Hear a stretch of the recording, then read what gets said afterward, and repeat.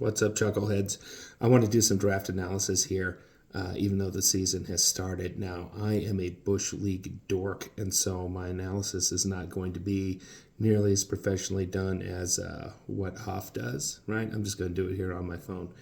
But first, listen, I got some shit I want to say, but we're going to start with the positive, all right?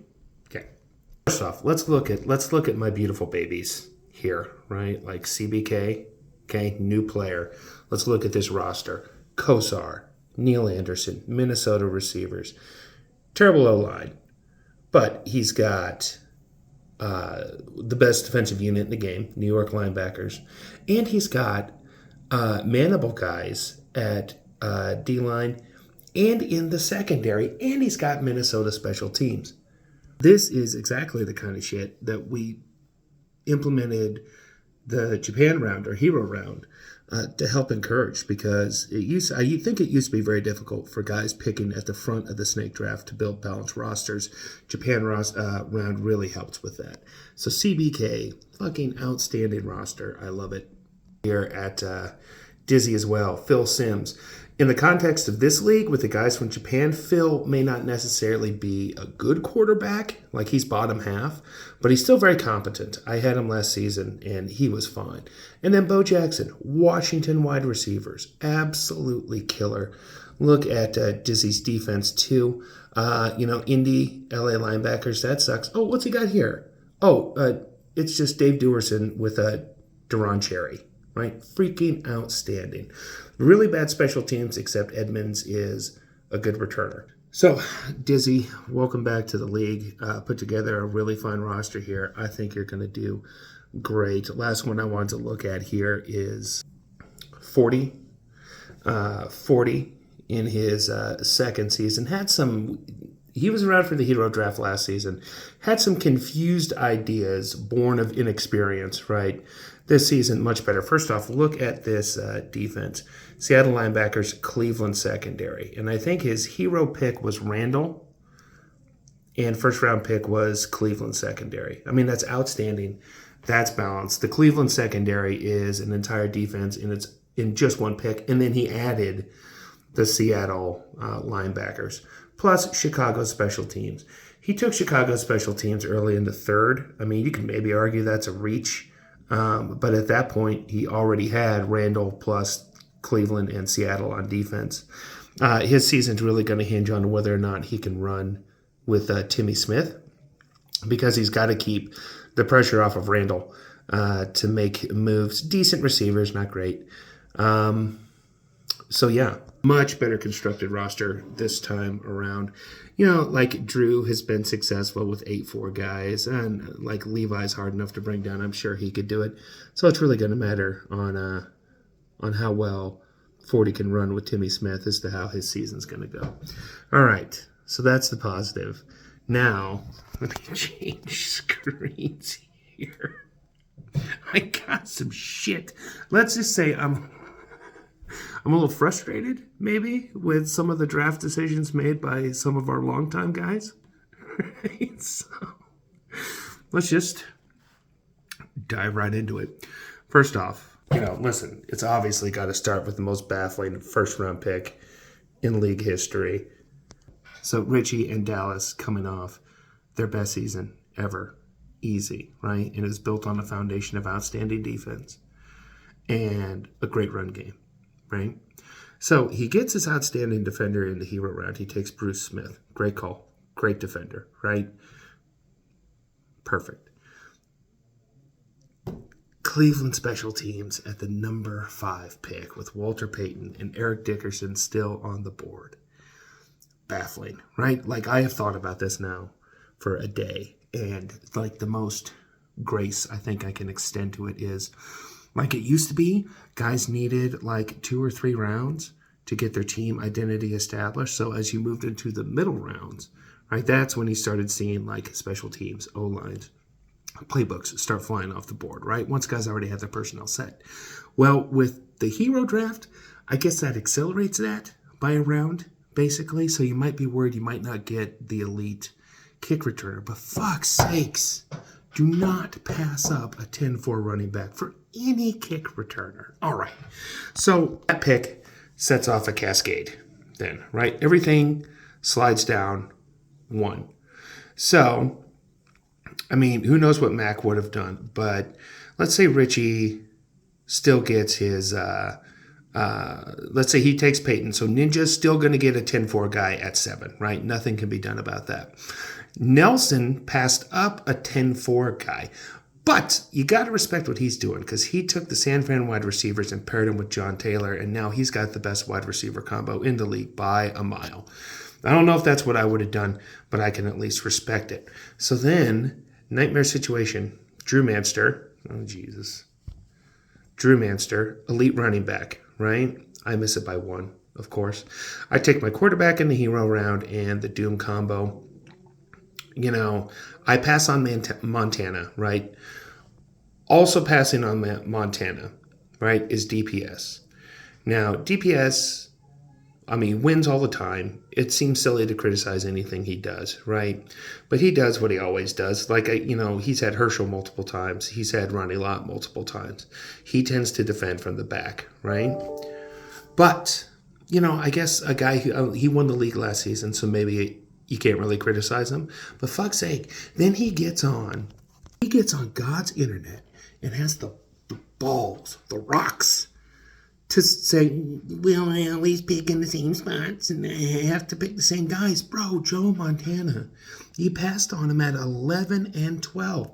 I already had my quarterback. Had I known how this was going to go down, I don't think I would have made the same picks. Because I love the Doom combo, but god damn it, the league is doomed now. So DPS passes on Joe Montana.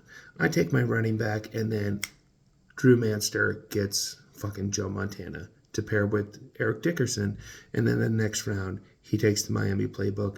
League's fucking over, and the games haven't even started yet. Because DPS can't take Joe Montana at 11 or 12, all right? So that's the first bungle, right, that started. The first domino was Richie taking a kick returner at 5. There was another bungle here started in the second round. And this one doesn't have the same ramifications for the rest of the league, but it did fuck me over personally. So that was Ninja here taking Chicago DL in the second round. That's a bad pick. It's a bad pick, dog. Chicago DL has a great player, but it's not a great unit. That's a very situational player. Steve McMichael's a complimentary piece, right? Not a second-round pick unless you already have a man defender, a guy you can use all the time, right? So Ninja subsequently explained it that what he really wanted was Wilber Marshall. Well, if Wilber's the pick, take Wilber Marshall then. Fuck's sake. So he takes Chicago DL midway through the second round. Slide on down to the third here. Mac, who took Charles Haley in the hero round, takes Wilber, 1 pick ahead of Ninja, to make like a dime store New York linebacker combo. It's a move I dig, right? Like, I respect it. It'll be interesting to see how that pans out because Mac doesn't have anything else on defense. But I'm in the same spot where I've got 2 good defenders and nothing else. So if he eats shit with it, I'm sure I will too.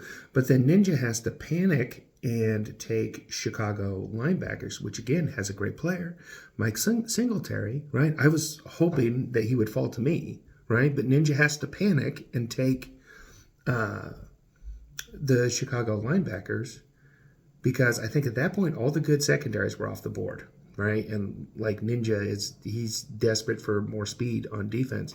And so he spends his second and third round picks on defense and doesn't end up with an every down defender. Unreal. And it fucks me out of some drone help that, listen, you can't ever count on anything, but god damn, that one stinks. So that's my brilliant draft analysis. I do want to run through and look at everybody's team here real quick. We touched on now, one thing I got to give credit for to Ninja is this offense, baby. Rip and Peyton is going to be a monster combo, and he's going to cheese his ass off in the New York playbook. Not any good speed at the wide receiver position. Move over to his defense. I mean, there's speed there. Good luck using it. You've got 2 good extra point blockers. Washington special teams, I like. I think it's a solid unit. I've had him before. Nelson's really gonna have to work his butt off with Kevin Mack to keep people off pass calls, and that's going to be a tough row to hoe. I do like his defense though. New York, Denver, and Washington. That is a deep unit, baby, and I like it a lot. Minnesota playbook. I mean, it's not my favorite. DPS won the goddamn league with it last season, so it's just fine. Let's take a look. I'm trying something wild this season. I think Jim Kelly is going to be good in the LA playbook. I'm really going to have to establish the run with Warner and Dorsett. Bavaro is perfect for this playbook, and I have a great offensive line. I got the Doom combo.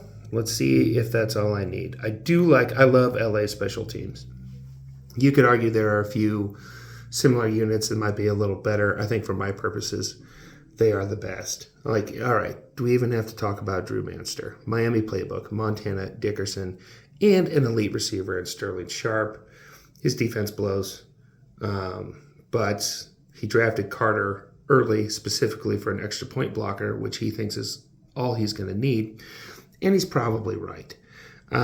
Richie's team overall, I mean, if you're going to try and make a go of it with Dave Craig and Joe Morris, the San Fran playbook's probably what you want to try it with. LA receivers are good. Defensively, well, there's not a lot there. It's Bruce Smith and nothing else. He does have strong special teams. Trucker has a nice roster here. Dan and Thurman, Seattle wide receivers. That's good talent on offense. And he's putting that in the Indy playbook, which can be very conservative. And you can really make hay in the pass game if guys are sitting on the run. Now we look over here at Trucker's defense. He has the Minnesota defense, which by draft league standards is solid. He's got Dolman. He's got Browner, right? And he's got that mega leg punter. Mac, this roster isn't for me, right? Like Marcus Allen and Elway, solid combo, right? Not much in the receiver core. I think in that Dallas playbook, Mac is going to wish that Galt and Ron Morris were flip-flopped. Does have a great line. He's got 2 stud outside linebackers and not shit else on defense and terrible special teams. But Mac is famous for his quarterback running. This roster suits him very well, I think, and I'm sure he'll have a fine season. Lastly, DPS, very DPS roster here. McMahon, Herschel, terrible Indy receiver core. Booza is a 7-1 guy. Mediocre line. Speed at every level on the defense, though. Howie's not a great extra point blocker. Neither is Bickett. But, I mean, he's got Ronnie and Everson Walls. Excellent speed top to bottom. Speed load in that defense, which has helped him out immensely last season. And he's got a great punter-kicker duo. What roster out of all these do I like the best? CBK's. CBK had the golden ticket, and I think he used it really well. What roster do I like least? I'm not crazy. I think Nelson could be in some trouble, right? Because he's got a 2-run playbook. He's really going to have to work his ass off with Kevin Mack, but he's also arguably, in my opinion anyway, Nelson and Drew are the 2 most elusive runners that we've got. So if anyone can do it, it's him. And Lord help that pass attack. And I like his defense.